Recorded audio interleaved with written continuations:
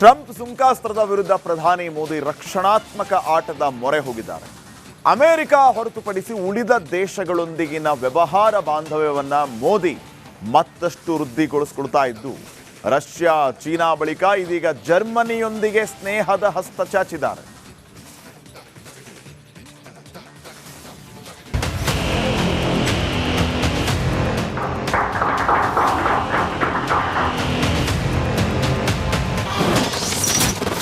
ಸುಂಕಾಸ್ತ್ರದ ವಿರುದ್ಧ ನಮೋ master plan. European ಒಕ್ಕೂಟದತ್ತ ಪ್ರಧಾನಿ ಮೋದಿ ಕಣ್ಣು. ಡೊನಾಲ್ಡ್ ಟ್ರಂಪ್ ವಿಶ್ವದ ಅರ್ಥವ್ಯವಸ್ಥೆಯನ್ನ ತನ್ನ ಬೆರಳಿನಲ್ಲಿ ಆಟ ಆಡಿಸುತ್ತೇನೆ ಅಂತ ನಂಬಿರೋ ಹುಂಬ ರಾಜಕಾರಣಿ. ನಿದ್ರೆಯಲ್ಲಿ ಕಂಡ ಕನಸನ್ನ ಬೆಳಗ್ಗೆ ಎದ್ದು ಜಾರಿ ಮಾಡೋ ಮನುಷ್ಯ. ಭಾರತವನ್ನು ತನ್ನ ಹಿಡಿತಕ್ಕೆ ಪಡೆಯಬೇಕೆಂದು ಅಮೆರಿಕ ಅಧ್ಯಕ್ಷ ಮಾಡಿದ ಕಿತಾಪತಿ ಒಂದೆರಡಲ್ಲ. ಇಂತಿಪ್ಪ ಟ್ರಂಪ್ನ ಸುಂಕಾಸ್ತ್ರದ ವಿರುದ್ಧ ಪ್ರಧಾನಿ ಮೋದಿ ಸೈಲೆಂಟ್ ಆಗಿಯೇ ಸ್ಕೆಚ್ ಹಾಕಿದ್ದಾರೆ. ರಷ್ಯಾ, ಚೀನಾ ಬಳಿಕ ಇದೀಗ ಯುರೋಪಿಯನ್ ಒಕ್ಕೂಟದತ್ತ ತನ್ನ ಚಿತ್ತ ನೆಟ್ಟಿದ್ದಾರೆ.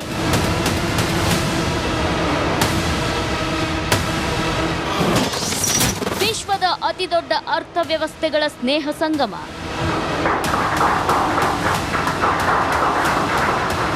ಎಸ್, ಭಾರತದ ಆರ್ಥಿಕತೆಯನ್ನ ಮತ್ತಷ್ಟು ಭದ್ರಪಡಿಸಲು ಪ್ರಧಾನಿ ಮೋದಿ ಯುರೋಪಿಯನ್ ಒಕ್ಕೂಟದತ್ತ ಸ್ನೇಹ ಹಸ್ತ ಚಾಚಿದ್ದಾರೆ. ವಿಶ್ವದ 3ನೇ ಅರ್ಥವ್ಯವಸ್ಥೆಯಾದ ಜರ್ಮನ್ ಜೊತೆ ವ್ಯಾವಹಾರಿಕ ಸಂಬಂಧವನ್ನ ವೃದ್ಧಿಸಲು ಇಂದು ಜರ್ಮನ್ ಚಾನ್ಸಲರ್ ಮಿಚ್ ಜೊತೆ ಸರಣಿ ಸಭೆಗಳನ್ನು ನಡೆಸಿದ್ದಾರೆ.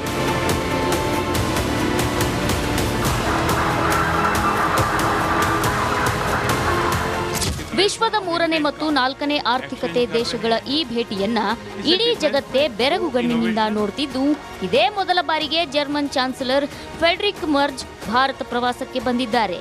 ಗುಜರಾತ್ ಅಹಮದಾಬಾದ್ನಲ್ಲಿ ನಡೆದ ಗಾಳಿಪಟ ಉತ್ಸವದಲ್ಲಿ ಮೋದಿ ಮತ್ತು ಮರ್ಜ್ ಭಾಗಿಯಾಗಿದ್ರು.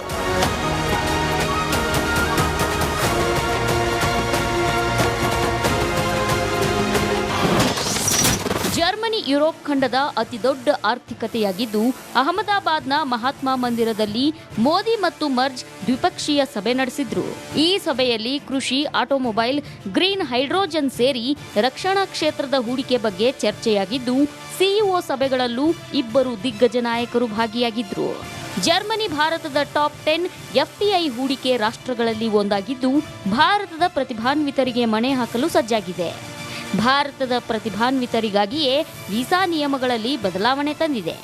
चांसलर के रूप में यह उनकी भारत ही नहीं बल्कि एशिया की पहली यात्रा है. यह इस बात का सशक्त प्रमाण है कि वे भारत के साथ संबंधों को कितना गहरा महत्व देते हैं. उनके पर्सनल अटेंशन और कमिटमेंट के लिए मैं उनका बहुत बहुत धन्यवाद करता हूं. भारत जर्मनी के साथ अपनी मित्रता और साझेदारी और सुदृढ़ करने के लिए पूरी तरह से प्रतिबद्ध है. ಜರ್ಮನ್ ಚಾನ್ಸಲರ್ ಜೊತೆ ಪ್ರಧಾನಿ ಮೋದಿ ಕೇವಲ ಆರ್ಥಿಕತೆ ಬಗ್ಗೆ ಮಾತ್ರ ಚರ್ಚೆ ಮಾಡಿಲ್ಲ. ಬದಲಾಗಿ ಉಕ್ರೇನ್, ಗಾಜಾದಲ್ಲಿ ನಡೀತಿರೋ ನರಮೇಧದ ಬಗ್ಗೆಯೂ ಗಹನವಾದ ಮಾತುಕತೆ ನಡೆಸಿದ್ದಾರೆ. और अर्बन मोबिलिटी जैसे क्षेत्रों में मिलकर नई परियोजनाओं को आगे बढ़ा रहे हैं. ग्रीन हाइड्रोजन में दोनों देशों की कंपनियों का नया मेगा प्रोजेक्ट भविष्य की ऊर्जा के लिए एक गेम चेंजर साबित होगा. ಒಂದೆಡೆ ಅಮೆರಿಕ ಅಧ್ಯಕ್ಷ ಟ್ರಂಪ್ 3ನೇ ವಿಶ್ವ ಯುದ್ಧದ ಆತಂಕವನ್ನ ಉಂಟು ಮಾಡಿದ್ರೆ, ಮತ್ತೊಂದೆಡೆ ಮೋದಿ ವಿಶ್ವ ಶಾಂತಿಯ ಮಂತ್ರ ಜಪಿಸುತ್ತಿದ್ದಾರೆ. ಅಮೆರಿಕದ ಸೊಕ್ಕು ಮುರಿಯಲು ರಣತಂತ್ರ ರೂಪಿಸುತ್ತಿದ್ದಾರೆ. News desk, Republic Kannada.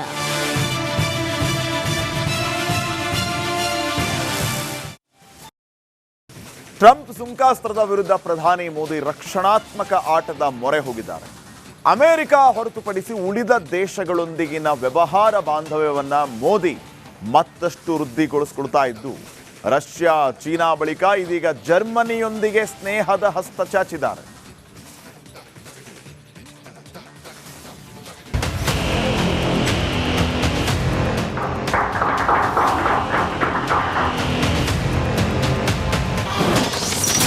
Trump ಸುಂಕಾಸ್ತ್ರದ ವಿರುದ್ಧ ನಮೋ ಮಾಸ್ಟರ್ ಪ್ಲಾನ್. ಯುರೋಪಿಯನ್ ಒಕ್ಕೂಟದತ್ತ ಪ್ರಧಾನಿ ಮೋದಿ ಕಣ್ಣು.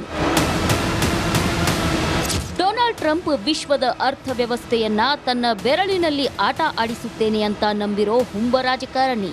ನಿದ್ರೆಯಲ್ಲಿ ಕಂಡ ಕನಸನ್ನ ಬೆಳಗ್ಗೆ ಎದ್ದು ಜಾರಿ ಮಾಡೋ ಮನುಷ್ಯ. ಭಾರತವನ್ನು ತನ್ನ ಹಿಡಿತಕ್ಕೆ ಪಡೆಯಬೇಕೆಂದು ಅಮೆರಿಕ ಅಧ್ಯಕ್ಷ ಮಾಡಿದ ಕಿತಾಪತಿ ಒಂದೆರಡಲ್ಲ. ಇಂತಿಪ್ಪ ಟ್ರಂಪ್ನ ಸುಂಕಾಸ್ತ್ರದ ವಿರುದ್ಧ ಪ್ರಧಾನಿ ಮೋದಿ ಸೈಲೆಂಟ್ ಆಗಿಯೇ ಸ್ಕೆಚ್ ಹಾಕಿದ್ದಾರೆ. ರಷ್ಯಾ, ಚೀನಾ ಬಳಿಕ ಇದೀಗ ಯುರೋಪಿಯನ್ ಒಕ್ಕೂಟದತ್ತ ತನ್ನ ಚಿತ್ತ ನೆಟ್ಟಿದ್ದಾರೆ.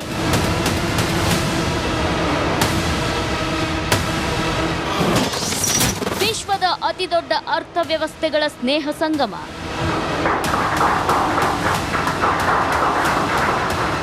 ಎಸ್, ಭಾರತದ ಆರ್ಥಿಕತೆಯನ್ನ ಮತ್ತಷ್ಟು ಭದ್ರಪಡಿಸಲು ಪ್ರಧಾನಿ ಮೋದಿ ಯುರೋಪಿಯನ್ ಒಕ್ಕೂಟದತ್ತ ಸ್ನೇಹ ಹಸ್ತ ಚಾಚಿದ್ದಾರೆ. ವಿಶ್ವದ 3ನೇ ಅರ್ಥವ್ಯವಸ್ಥೆಯಾದ ಜರ್ಮನ್ ಜೊತೆ ವ್ಯಾವಹಾರಿಕ ಸಂಬಂಧವನ್ನ ವೃದ್ಧಿಸಲು ಇಂದು ಜರ್ಮನ್ ಚಾನ್ಸಲರ್ ಮಿಚ್ ಜೊತೆ ಸರಣಿ ಸಭೆಗಳನ್ನು ನಡೆಸಿದ್ದಾರೆ.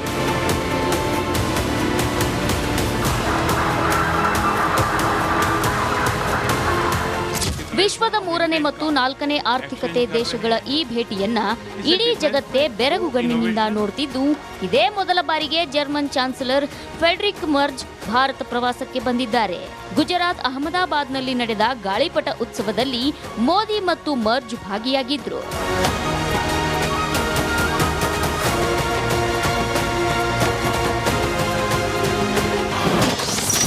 ಜರ್ಮನಿ ಯುರೋಪ್ ಖಂಡದ ಅತಿದೊಡ್ಡ ಆರ್ಥಿಕತೆಯಾಗಿದ್ದು, ಅಹಮದಾಬಾದ್ನ ಮಹಾತ್ಮ ಮಂದಿರದಲ್ಲಿ ಮೋದಿ ಮತ್ತು ಮರ್ಜ್ ದ್ವಿಪಕ್ಷೀಯ ಸಭೆ ನಡೆಸಿದ್ರು.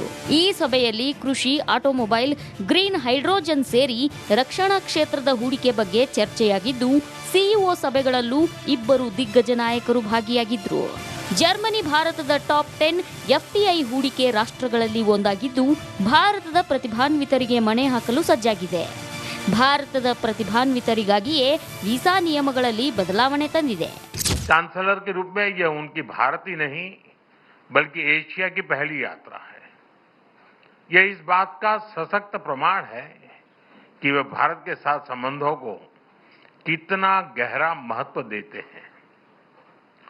उनके पर्सनल अटेंशन और कमिटमेंट के लिए मैं उनका बहुत बहुत धन्यवाद करता हूं। भारत जर्मनी के साथ अपनी मित्रता और साझेदारी और सुदृढ़ करने के लिए पूरी तरह से प्रतिबद्ध है। ಜರ್ಮನ್ ಚಾನ್ಸಲರ್ ಜೊತೆ ಪ್ರಧಾನಿ ಮೋದಿ ಕೇವಲ ಆರ್ಥಿಕತೆ ಬಗ್ಗೆ ಮಾತ್ರ ಚರ್ಚೆ ಮಾಡಿಲ್ಲ. ಬದಲಾಗಿ ಉಕ್ರೇನ್, ಗಾಜಾದಲ್ಲಿ ನಡೀತಿರೋ ನರಮೇಧದ ಬಗ್ಗೆಯೂ ಗಹನವಾದ ಮಾತುಕತೆ ನಡೆಸಿದ್ದಾರೆ. और अर्बन मोबिलिटी जैसे क्षेत्रों में मिलकर नई परियोजनाओं को आगे बढ़ा रहे हैं। ग्रीन हाइड्रोजन में दोनों देशों की कंपनियों का नया मेगा प्रोजेक्ट भविष्य की ऊर्जा के लिए एक गेम चेंजर साबित होगा।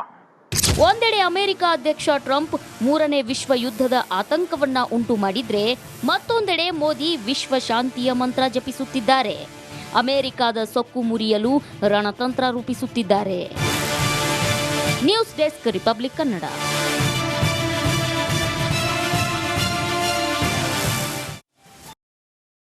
ಟ್ರಂಪ್ ಸುಂಕಾಸ್ತ್ರದ ವಿರುದ್ಧ ಪ್ರಧಾನಿ ಮೋದಿ ರಕ್ಷಣಾತ್ಮಕ ಆಟದ ಮೊರೆ ಹೋಗಿದ್ದಾರೆ.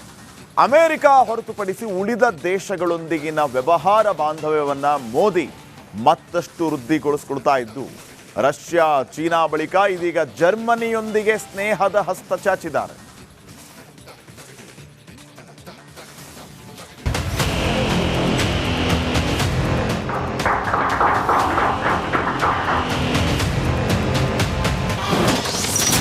ಟ್ರಂಪ್ ಸುಂಕಾಸ್ತ್ರದ ವಿರುದ್ಧ ನಮೋ ಮಾಸ್ಟರ್ ಪ್ಲಾನ್.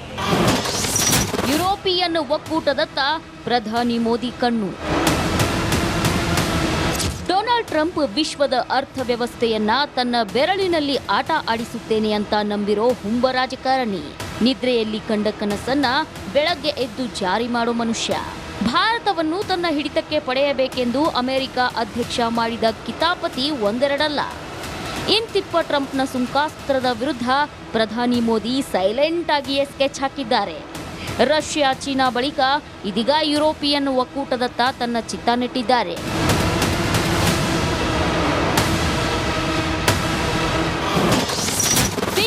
ಅತಿದೊಡ್ಡ ಅರ್ಥವ್ಯವಸ್ಥೆಗಳ ಸ್ನೇಹ ಸಂಗಮ.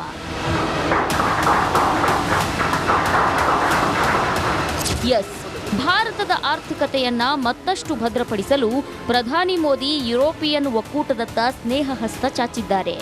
ವಿಶ್ವದ 3ನೇ ಅರ್ಥವ್ಯವಸ್ಥೆಯಾದ ಜರ್ಮನ್ ಜೊತೆ ವ್ಯಾವಹಾರಿಕ ಸಂಬಂಧವನ್ನ ವೃದ್ಧಿಸಲು ಇಂದು ಜರ್ಮನ್ ಚಾನ್ಸಲರ್ ಮಿಟ್ಜ್ ಜೊತೆ ಸರಣಿ ಸಭೆಗಳನ್ನು ನಡೆಸಿದ್ದಾರೆ.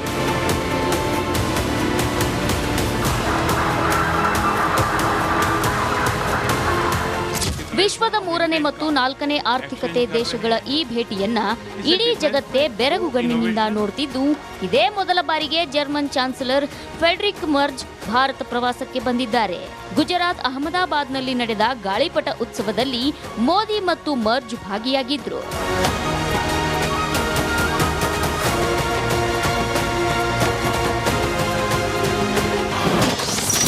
ಜರ್ಮನಿ ಯುರೋಪ್ ಖಂಡದ ಅತಿದೊಡ್ಡ ಆರ್ಥಿಕತೆಯಾಗಿದ್ದು, ಅಹಮದಾಬಾದ್ನ ಮಹಾತ್ಮ ಮಂದಿರದಲ್ಲಿ ಮೋದಿ ಮತ್ತು ಮರ್ಜ್ ದ್ವಿಪಕ್ಷೀಯ ಸಭೆ ನಡೆಸಿದ್ರು. ಈ ಸಭೆಯಲ್ಲಿ ಕೃಷಿ, ಆಟೋಮೊಬೈಲ್, ಗ್ರೀನ್ ಹೈಡ್ರೋಜನ್ ಸೇರಿ ರಕ್ಷಣಾ ಕ್ಷೇತ್ರದ ಹೂಡಿಕೆ ಬಗ್ಗೆ ಚರ್ಚೆಯಾಗಿದ್ದು, ಸಿಇಒ ಸಭೆಗಳಲ್ಲೂ ಇಬ್ಬರು ದಿಗ್ಗಜ ನಾಯಕರು ಭಾಗಿಯಾಗಿದ್ರು. ಜರ್ಮನಿ ಭಾರತದ ಟಾಪ್ 10 ಎಫ್ಟಿಐ ಹೂಡಿಕೆ ರಾಷ್ಟ್ರಗಳಲ್ಲಿ ಒಂದಾಗಿದ್ದು, ಭಾರತದ ಪ್ರತಿಭಾನ್ವಿತರಿಗೆ ಮಣೆ ಹಾಕಲು ಸಜ್ಜಾಗಿದೆ. ಭಾರತದ ಪ್ರತಿಭಾನ್ವಿತರಿಗಾಗಿಯೇ ವೀಸಾ ನಿಯಮಗಳಲ್ಲಿ ಬದಲಾವಣೆ ತಂದಿದೆ. चांसलर के रूप में यह उनकी भारत ही नहीं बल्कि एशिया की पहली यात्रा है. यह इस बात का सशक्त प्रमाण है कि वे भारत के साथ संबंधों को कितना गहरा महत्व देते हैं. उनके पर्सनल अटेंशन और कमिटमेंट के लिए मैं उनका बहुत बहुत धन्यवाद करता हूं. भारत जर्मनी के साथ अपनी मित्रता और साझेदारी और सुदृढ़ करने के लिए पूरी तरह से प्रतिबद्ध है. ಜರ್ಮನ್ ಚಾನ್ಸಲರ್ ಜೊತೆ ಪ್ರಧಾನಿ ಮೋದಿ ಕೇವಲ ಆರ್ಥಿಕತೆ ಬಗ್ಗೆ ಮಾತ್ರ ಚರ್ಚೆ ಮಾಡಿಲ್ಲ. ಬದಲಾಗಿ ಉಕ್ರೇನ್ ಗಾಜಾದಲ್ಲಿ ನಡೀತಿರೋ ನರಮೇಧದ ಬಗ್ಗೆಯೂ ಗಹನವಾದ ಮಾತುಕತೆ ನಡೆಸಿದ್ದಾರೆ. और अर्बन मोबिलिटी जैसे क्षेत्रों में मिलकर नई परियोजनाओं को आगे बढ़ा रहे हैं. ग्रीन हाइड्रोजन में दोनों देशों की कंपनियों का नया मेगा प्रोजेक्ट भविष्य की ऊर्जा के लिए एक गेम चेंजर साबित होगा. ಒಂದೆಡೆ ಅಮೆರಿಕ ಅಧ್ಯಕ್ಷ ಟ್ರಂಪ್ 3ನೇ ವಿಶ್ವ ಯುದ್ಧದ ಆತಂಕವನ್ನ ಉಂಟು ಮಾಡಿದ್ರೆ, ಮತ್ತೊಂದೆಡೆ ಮೋದಿ ವಿಶ್ವ ಶಾಂತಿಯ ಮಂತ್ರ ಜಪಿಸುತ್ತಿದ್ದಾರೆ. ಅಮೆರಿಕದ ಸೊಕ್ಕು ಮುರಿಯಲು ರಣತಂತ್ರ ರೂಪಿಸುತ್ತಿದ್ದಾರೆ. News desk, Republic Kannada.